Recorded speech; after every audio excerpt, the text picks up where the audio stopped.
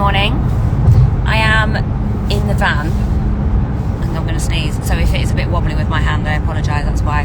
So we're bouncing. I'm on my way to Sherwood Pines for my first bike ride in a while. I don't know when we last actually went out. I think the last time we went out, actually rode my bike, was at Silverstone, and I had a bit of an accident on my bike. May or may not have been alcohol involved, and it may or may not have been not wearing my helmet, and I might have ended up with a black eye. I've not been out since then anyway, so quite excited, a little bit nervous, but gonna be fun. Anyway, committed to turning up and showing up every day, so I need to get this done. I'm under strict instructions not to get Joe in the video. He thinks people might get jealous, yeah, there he is. Anyway, so I'm going to talk to you today about morning. Hiya, hope you're okay. Yeah, I'm going to talk to you today about the sixth sense that we all have, that we think the sixth sense, and talk about it like that weird movie that's out there, yeah? Hi Joe, you got a hi. Of the human design girl. Is it Kim? I don't actually know your real name. That's funny, isn't it? Wait for her to reply. Anyway, yeah, so the sixth sense, which we all think is some sort of movie, right? Your sixth sense is something that is real. It is something that we knew about and know about as primal times. It's what we would have used to know whether we're going to go into that cave, whether it's what we're going to eat that night, whether the tiger's going to eat us, whatever it is. Faye, that's it, Faye. I knew it was Faye, actually. Yeah, so your sixth sense. I get distracted really, isn't it? It comes from your gut. So there is no difference between the feeling of excitement and nervousness in your stomach. And the reason for that is serotonin, the drug, the hormone that's in your body that makes you happy, is produced in the gut, which is why people say happy gut, happy people. Sad gut, sad people. Literally, that is so true.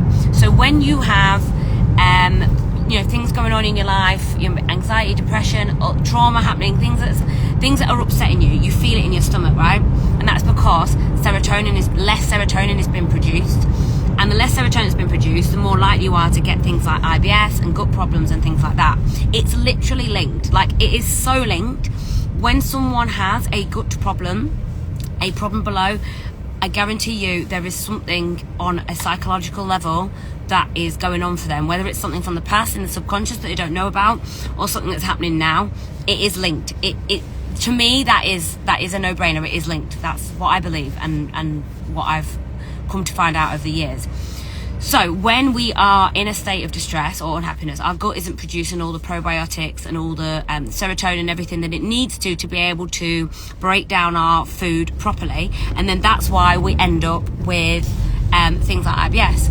When you can change your mental state and change your mind and release anything that's going on for you, your body then can able to start produce things in the gut as well, so everything feels better. Now, obviously, you can't go around eating like crap and eating Greggs all day and stuffing your face and then going, oh, but I'm happy because I'm eating Greggs, but my stomach's bad. Obviously, food has got a massive role to play in this, but I'm just talking now about the psychological effects of it and what's going on there. Yeah, your stomach basically has a brain. Faye just said your stomach basically has a brain. It does. So when you are excited and you're looking forward to Christmas morning, you can feel it in your stomach. Yeah? If you are about to go on a roller coaster and you are I could be stood next to someone, I could be excited, you could be nervous, we've both got the same feeling in our stomach. Nerves and excitement are the same. Your body doesn't really know the difference between the two. You will feel it in your stomach. But when it is excitement, we look at it different, right? Because we're like, oh, I'm excited. But when it's nerves, it goes in a different way. Now, there is the same feeling happens when it doesn't feel right. Like, something just won't feel right, and you will feel it in your gut. Now, to me, I feel it like around my solar plexus, which is like around your diaphragm. Some people feel it right down low in their stomach, and it can be anything. It can be you meet someone for the first time. I've had this before. I've met a guy before, like a friend of a friend, and something about him, I just didn't like him. I just didn't like him from the minute I met him, and I just didn't. Everything in my being was saying, don't go near him. But being a good girl and not wanting to offend anyone, I stayed there, and Anyway, I've since found out that he's a dick and he's done something that's absolutely terrible, and it was all along in my gut that I felt it, but I was being told, no, oh no, he's nice, he's really nice. Yeah, he might come across nice. We don't really know what other people are doing behind the scenes. And yeah, I could feel it in my stomach. That's like one example. That's like an extreme example.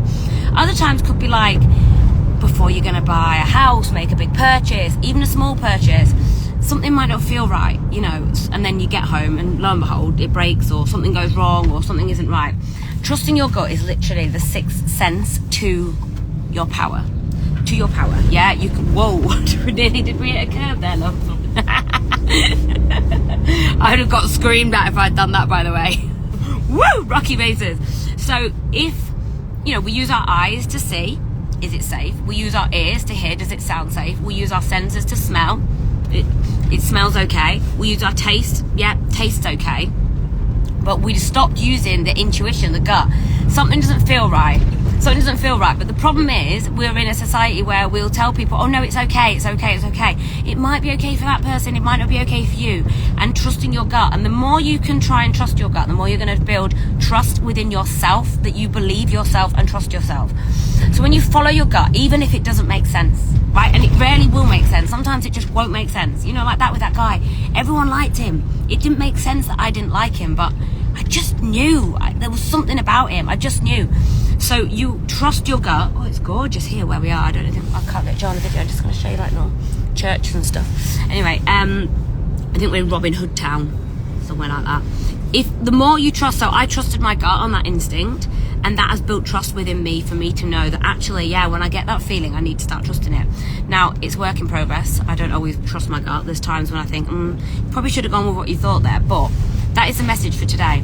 Try and listen to what's going on in your body, you know? You might not feel it in your gut, you might feel it in your throat, you might feel it something else, like a sense, a knowing. You might just get a feeling. To me, a lot of it's a feeling, and then I'll feel it in my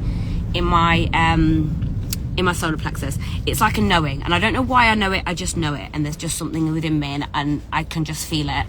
You know, some people feel it instantly in the stomach. Anywhere you feel it, might be a tingling in your hands, whatever.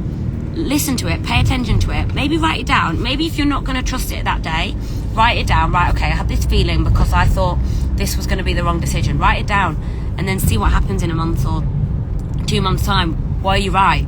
You're probably going to find you were, and then over time you're going to be able to build more trust within yourselves.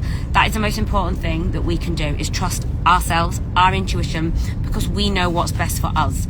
Other people like to believe and portray that they know what's best for us, but they don't know what's best for us. We know what's best for us. We have to trust and believe our intuition. And this even comes down to like kids, yeah, like if they're telling us something, kids are more intelligent than us, you know. I believe they can see energy, they can sense, and it's just as they get older we teach them to be more like us, which is stupid really, but that's how the world is conditioned.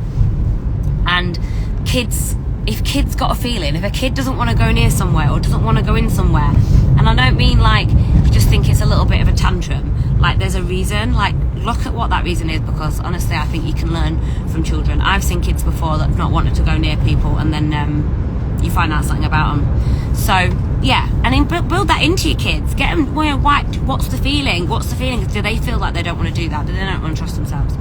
Anyway, over and out. Wish me luck on the bike today, and I hope you all have a wonderful Saturday, and I will see you tomorrow. Say bye, Joe.